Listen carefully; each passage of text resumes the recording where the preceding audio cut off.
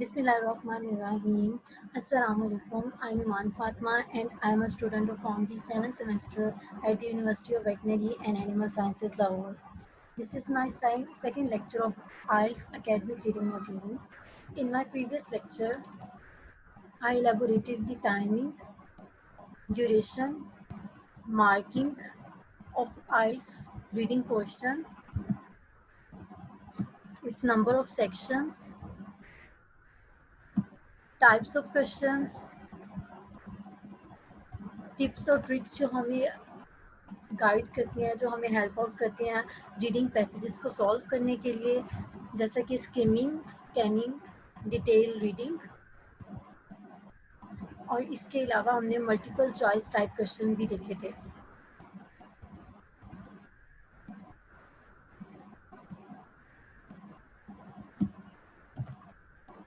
Today I am going to discuss the true, false, not given or yes, no, not given type questions. In these types of question, a statement is given and you will have to match the meaning of the statement या information given in the statement with the information provided in the text, and then you will have to answer that the questions true, false, not given.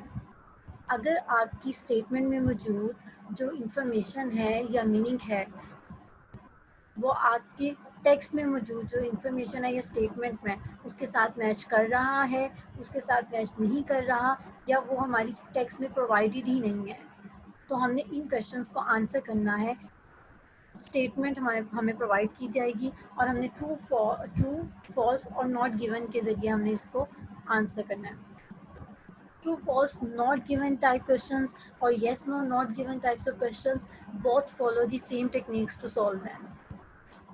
Actually, in true, false, not given type questions, the text contain the factual type of informations, and in yes, no, not given type questions, in the text, writers' opinions, reviews are asked.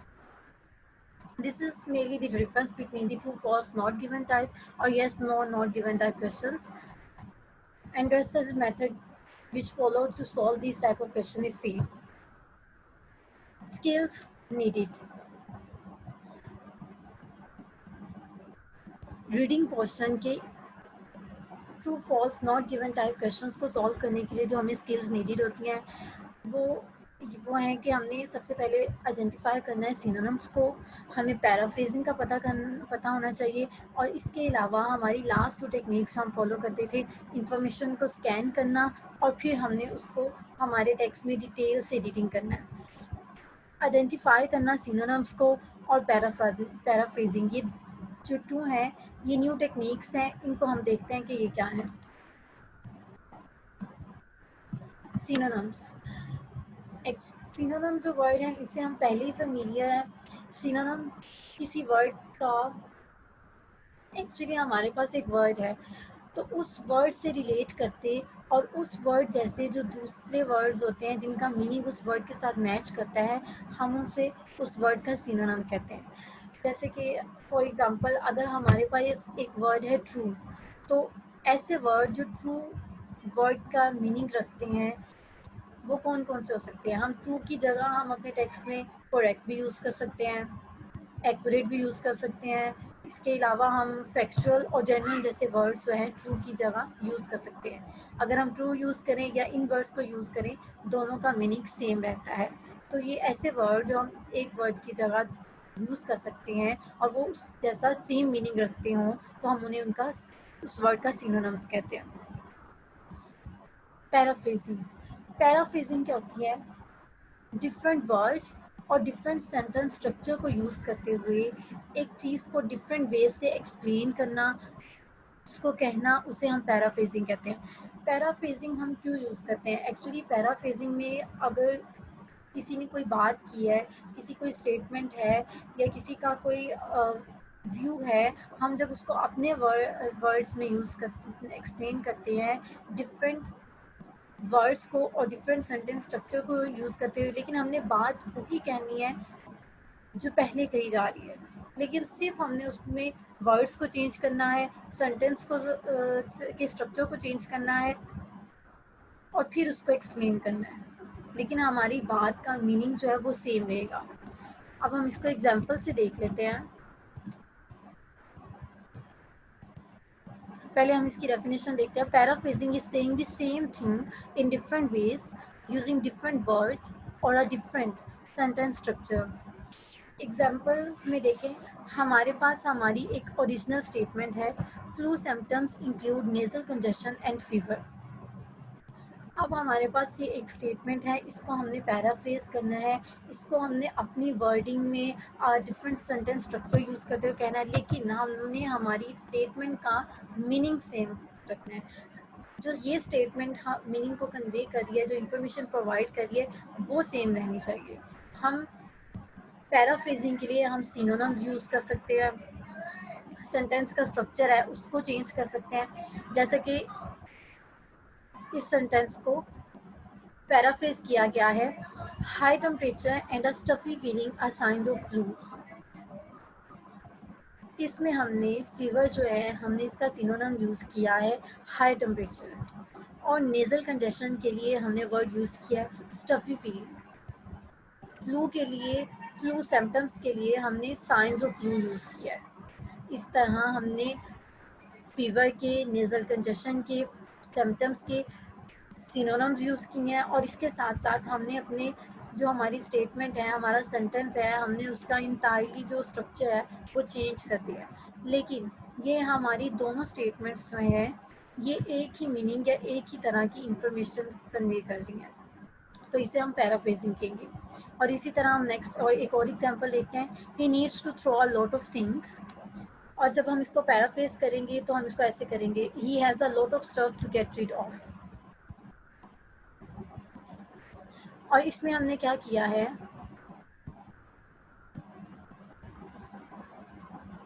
Things के लिए हमने use किया word stuff, उसका synonym use कर लिया है, और throw के लिए हमने वर्ड यूज़ किया है गेट रिड ऑफ। और इसके साथ साथ हमने अपने सेंटेंस का स्ट्रक्चर चेंज किया है, और इसको हमने इसके स्ट्रक्चर को चेंज कर दिया है, he has a lot of stuff to get rid of. इसी तरह this brand has been preferred by most professional plumbers. इसको हमने पैराफ्रेज किया, majority of professional plumbers choose this brand on top of others.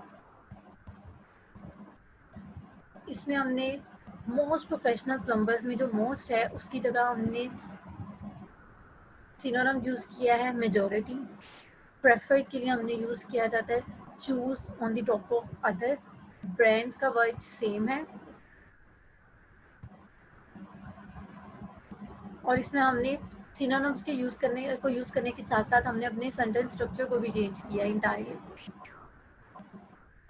सो ये दो terms हैं, synonyms और paraphrasing, जो हमें true false not given type questions और yes no not given type questions में जो टेस्ट सेटर्स होते हैं वो बहुत ज़्यादा टेक्स्ट में और स्टेटमेंट में देते हैं।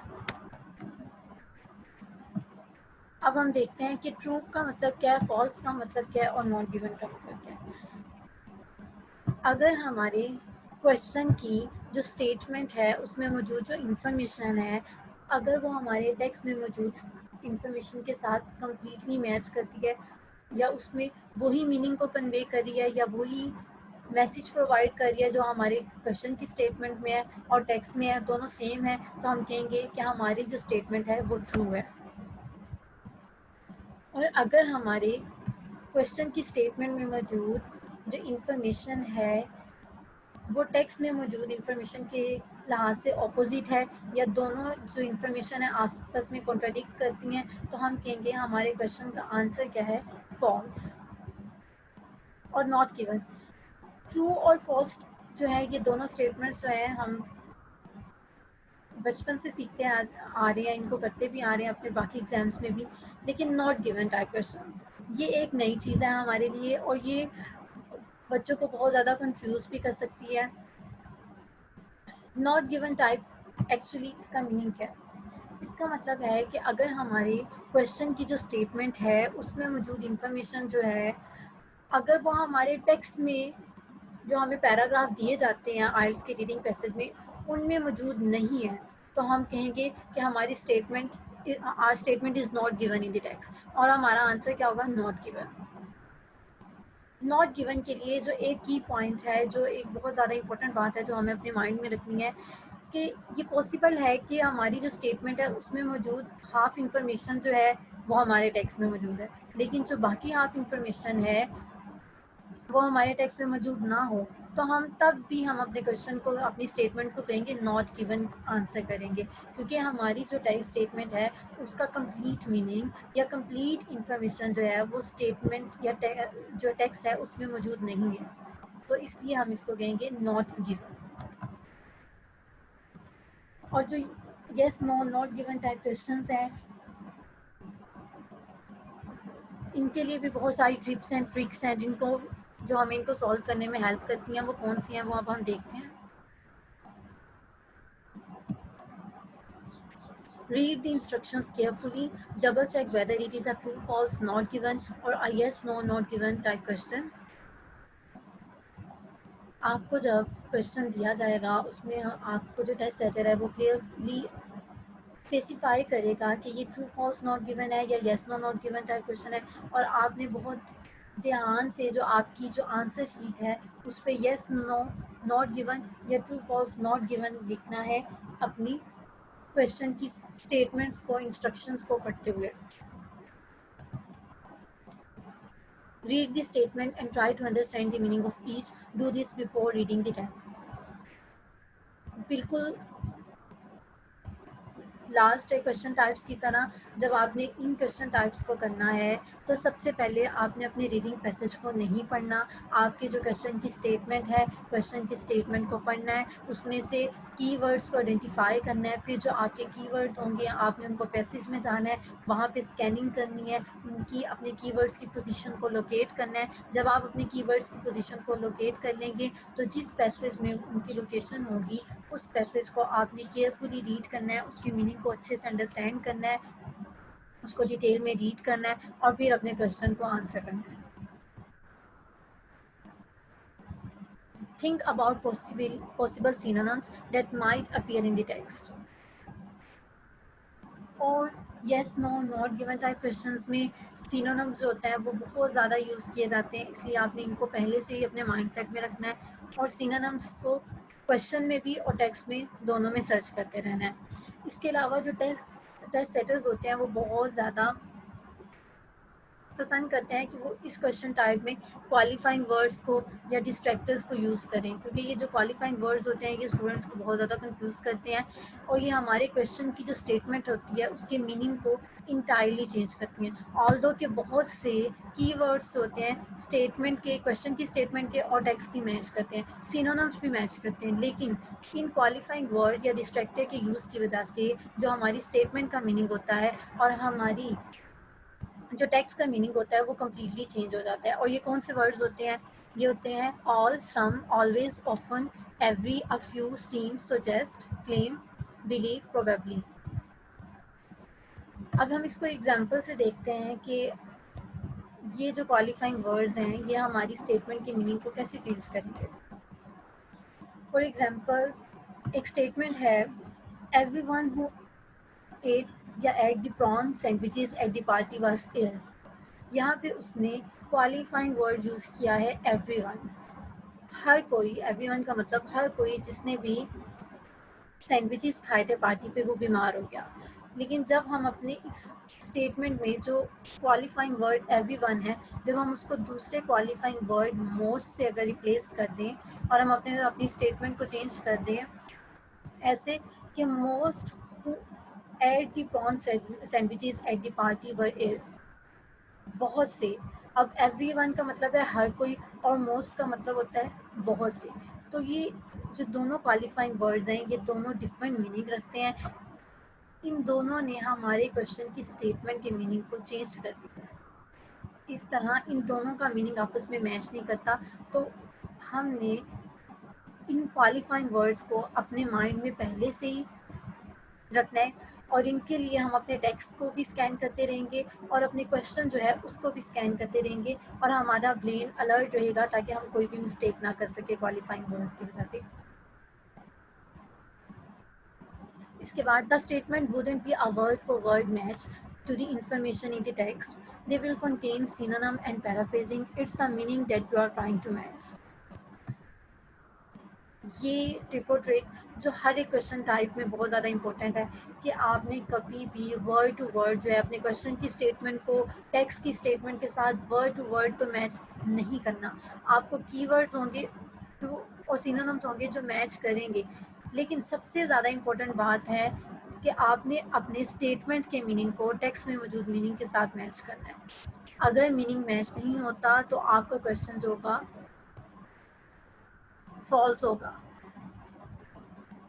ठीक है, और इसके अलावा हमारे इस क्वेश्चन टाइप्स में जो स्टूडेंट्स होते हैं उनको बहुत ज़्यादा एक चीज़ परेशान करती है, वो उनका होता है प्रीवियस नॉलेज।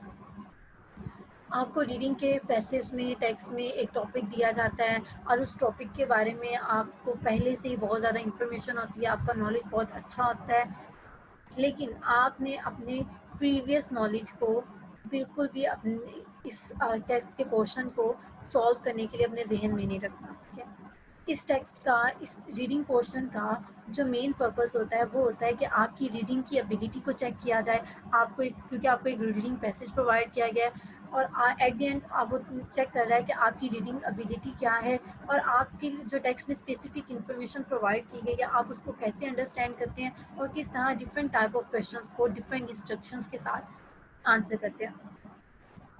इस आर्ट्स के रीडिंग पोर्शन में आपके नॉलेज को असेस नहीं किया जाता है बल्कि आपकी रीडिंग स्किल्स को असेस किया जाता है।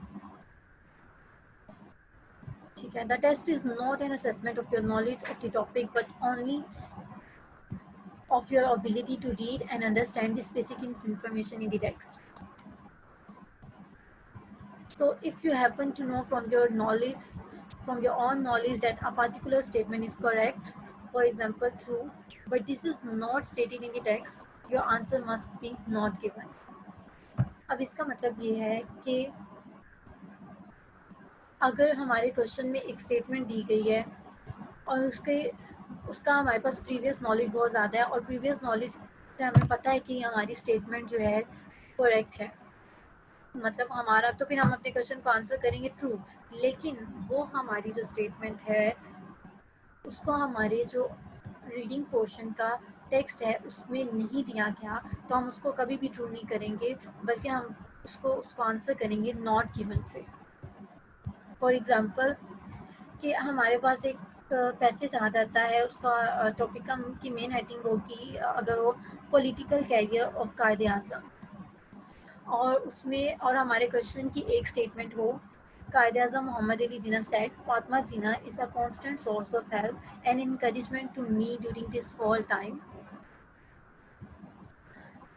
अब हमें अपने प्रीवियस नॉलेज से पता है कि फातिमा जिन्ना जो है उन्होंने कायद-ए-आज़म को बहुत ज़्यादा उनके जो स्ट्रगल थी उसमें हेल्प किया, लेकिन हमारी ये इंफॉर्मेशन जो है, ये स्टेटमेंट जो है अगर हमारे टेक्स्ट में मौजूद नहीं है, इसको कहीं भी मेंशन नहीं किया गया तो हमारे क्वेश्चन का आंसर नॉट गिवन होगा, ट्रू नहीं होगा। इसका मतलब है हमने अपने प्रीवियस नॉलेज से उस स्टेटमेंट को असेस नहीं करना बल्कि हमने टेक्स्ट में देखना है कि वो इन्फॉर्मेशन प्रोवाइडेड है कि नहीं है। अगर प्रोवाइडेड नहीं है तो हम उसको आंसर करेंगे नॉट गिवन से।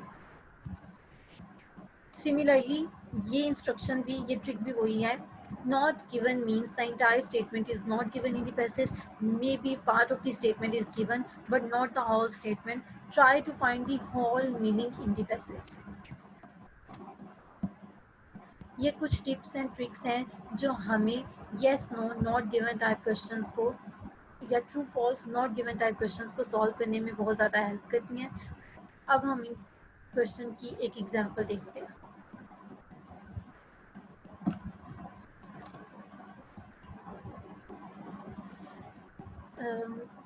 हमारा जो रीडिंग पोर्शन में ये क्वेश्चन आएगा, क्वेश्चन टाइप आएगी वो ऐसे आएगी, हमें इसके स्टार्ट में इंस्ट्रक्शंस दी जाएंगी।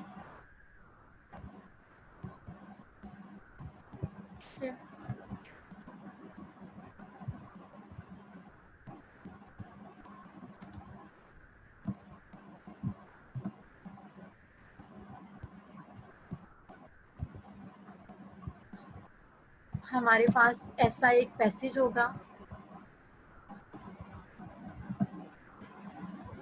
और उसकी एंड पे हमारे क्वेश्चन वाली साइड पे हमारे पास कुछ स्टेटमेंट्स होंगी ये, और इनको हमने आंसर करना होगा ये ट्रू फॉल्स नॉट गिवन से। और इसमें भी यहाँ पे उसने हमें बताया है कि ट्रू क्या है, if the statement agrees with information, false if the statement contradicts the information, not given if there is no information on this. So सबसे पहले हमने अपने टेक्स्ट को नहीं पढ़ना, सबसे पहले हम अपने क्वेश्चन की तरफ जाएंगे। अपने क्वेश्चन की स्टेटमेंट जो है उसको केयरफुली रीड करेंगे, उसमें से जो कीवर्ड्स होंगे उनको आइडेंटिफाई करेंगे। अब हम अपने क्वेश्चन को रीड करते हैं। You should not arrive more than half an hour before your allocated starting time. इसमें हमारे कीवर्ड है अराइव,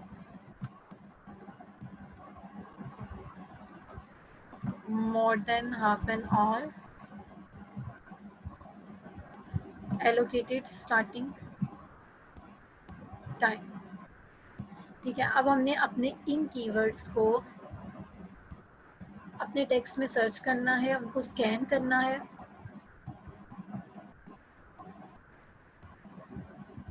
और जैसे कि प्रीवियस लेक्चर में मैंने आपको बताया था कि स्कैनिंग क्या होती है।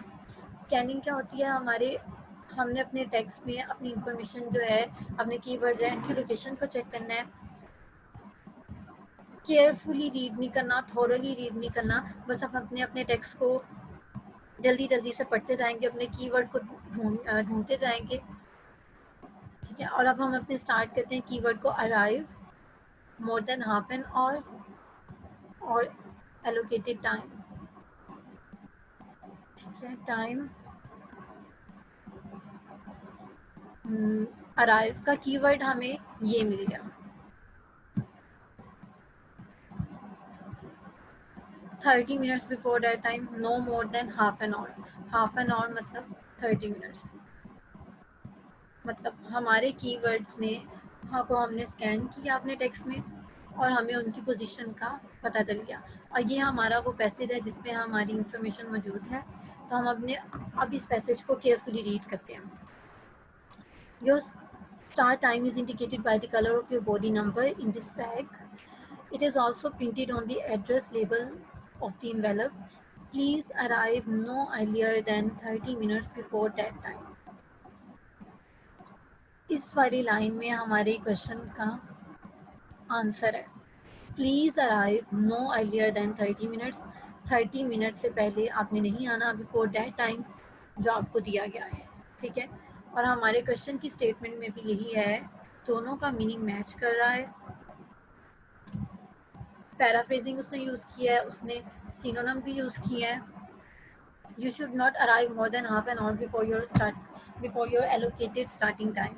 आपको जो स्टार्टिंग टाइम एलोकेट किया गया आपने उससे आधा घंटा पहले नहीं आना है। और हमारी ये क्वेश्चन जो हमारा जो टेक्स्ट है ये भी हमें वही इंफॉर्मेशन प्रोवाइड कर रहा है। दोनों हमारी स्टेटमेंट की इंफॉर्मेशन और हमारे टेक्स्ट की इंफॉर्मेशन मैच कर रही है। तो हमारी जो क्वेश्चन नंबर 1 की स्टेटमेंट है वो ट्रू है, फॉल्स भी नहीं है, नॉट गिवन भी नहीं है, बल्कि ट्रू है। अब हमारी सेकंड इंफॉर्मेशन है your rider identity. Question second statement है your rider identity card will be send to you before the event. Rider identity card, इसमें ये हमारा है keyword send to you before the event. ठीक है, हम अपने इस कीवर्ड को अपने टेक्स्ट में सर्च करते हैं। Rider identity card and information point, toilets and refreshments. इसमें यहाँ पे भी नहीं है rider identity card. Ride carefully है, राइड सेफली।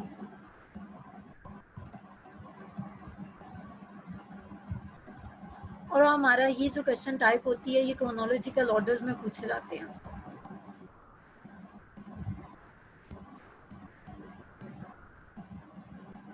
ठीक है, जब हम अपने पूरे टेक्स्ट को अच्छे से नहीं उसको स्कैन करेंगे तो हमें कहीं भी राइडर आइडेंटिटी कार्ड का वर्ड नहीं मिलेगा। तो दैट्स मीन कि हमारे टेक्स्ट में राइडर आइडेंटिटी कार्ड या इसका कोई भी सिनोनिम जो है कहीं भी यूज़ नहीं किया गया। और ये इंफॉर्मेशन जो है क्वेश्चन की जो स्टेटमेंट है इसमें जो इंफॉर्मेशन है इसको हमारे टेक्स्ट में मेंशन ही नहीं किया गया। ये हमारे टेक्स्ट में गिवन ही नहीं है तो हम इसको आंसर करेंगे नॉट गिवन।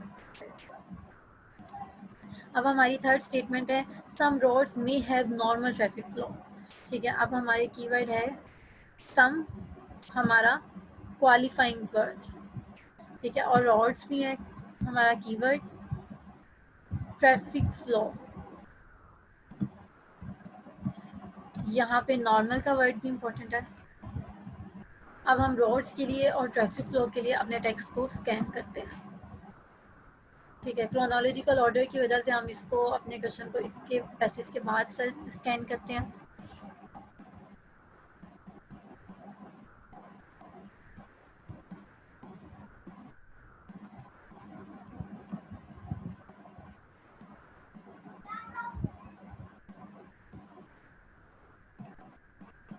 रोड और ट्रैफिक फ्लो।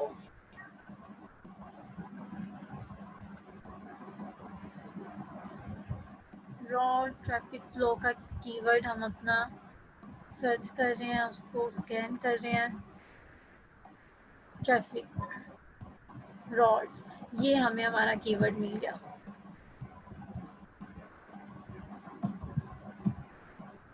ठीक है, अब हमने अपने इंफॉर्मेशन कीवर्ड को स्कैन कर लिया और ये हमारा इस पैसेज में लोकेट करता है। और अब हम अपने इस पैसेज को केयरफुली रीड करेंगे।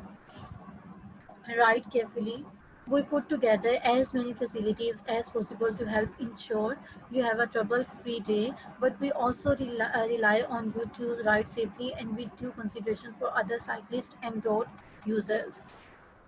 Although many roads are closed to oncoming traffic, this is not always the case, and you should be aware of the possibility that there could be vehicles coming in the opposite direction.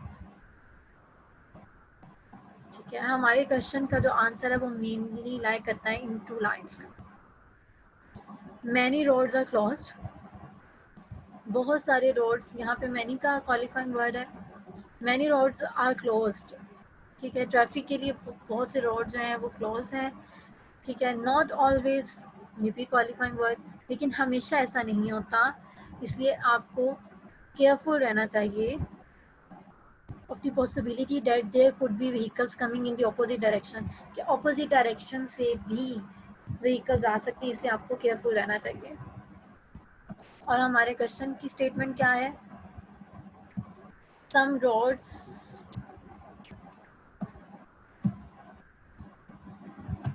may have normal traffic flow on them. some roads, यहाँ पे some का qualifying words है।